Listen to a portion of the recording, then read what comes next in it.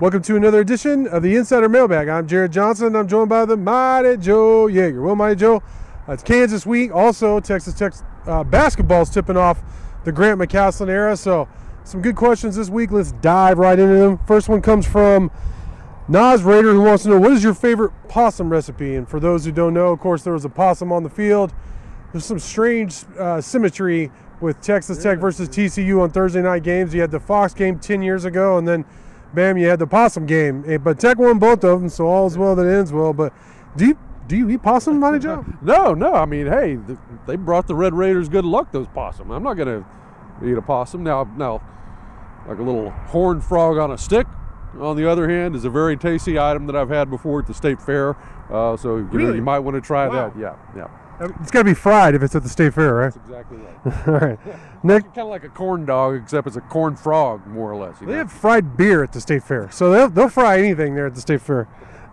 Next question comes from Jay Mizo, who wants to know what we think Texas Tech's football record will be over the final 3 games. Of course, they have Kansas, 11 a.m. This Saturday in Lawrence. Then they come back and they play UCF. I don't think that kickoff time has been announced as of now. And then they got the day after Thanksgiving at Texas, which will probably be the last time those two teams play for the foreseeable future. So 3 tough games, 2 of them on the road against ranked opponents. What do you think, Mike Joe? Yeah, I guess my view is the conventional one, probably 1 and 2. I think you probably lose quite close game at Kansas. Probably handle UCF by maybe around 10 points, something like that. And then I don't like the outlook in Austin too well at all, to be perfectly honest. Yeah, that's where I'm at. It's hard for me to say this team's going to go on the road and beat Kansas and Lawrence or Texas and Austin. Crazier things have happened, especially in November. I remember after Tech had already failed to make a bowl and there was no way of them being able to go to a bowl. And I was thinking, I'd actually been told by somebody who should know that Kingsbury was done. And then they beat Baylor, I think at the end of the year at Jerry World, and everybody used that as a reason to bring Kingsbury back for 1 more year before firing him again next year, something like that. And that just shocked me. I mean, everything I heard was just how much drama there was in the locker room from people in the locker room themselves and all this stuff. And but then they went out and kicked Baylor's butt. So, sometimes it's hard to predict, especially in November, because of who cares and why and who's healthy and who's not and all those things. But I got to say, I think 1 and 2 is what I see as well. TWLDS Raider, who wants to know, if you could change one thing about the TTU football program, what would it be? It's a good question. It is a very good question. The game day atmosphere, man. Oh, what? Really? Yes. Wow. Yeah, I would burn it down to the studs, man. Burn it all the way down and erect something brand new. Like the Jumbotron, for instance, would have one purpose. And that would be instant replays. That's it, man. No more PSAs for what the university thinks you should care about.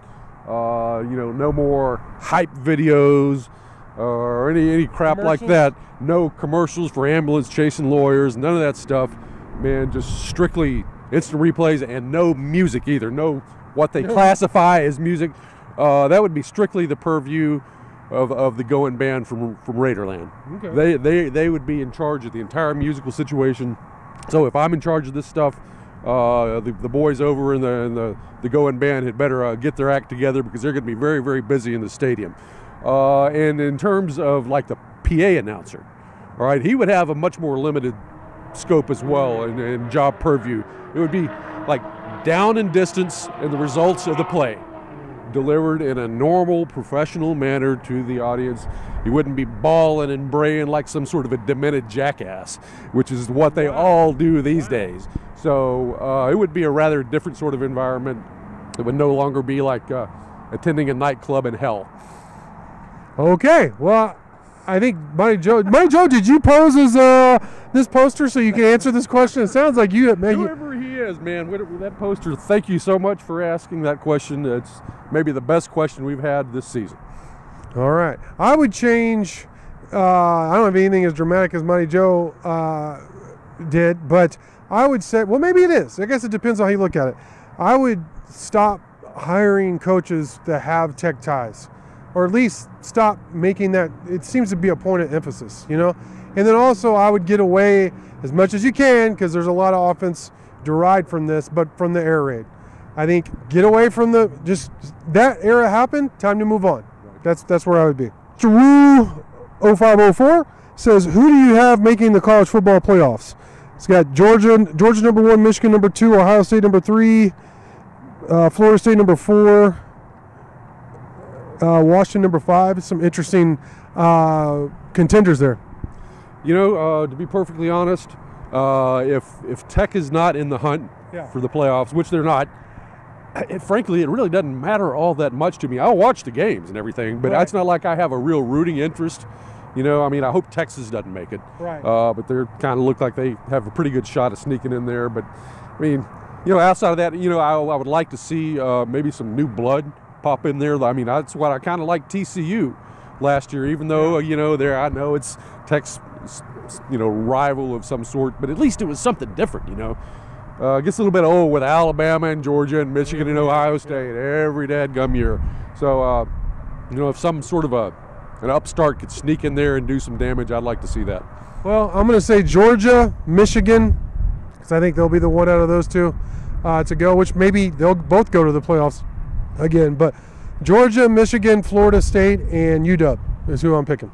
The final question comes from Texas Tech Austin, who asks, he says, if, and this is a big if, Tech were to win the last 3 games, regular season games, what would your thoughts be? A, hot dang, the ship is righted and we got something going.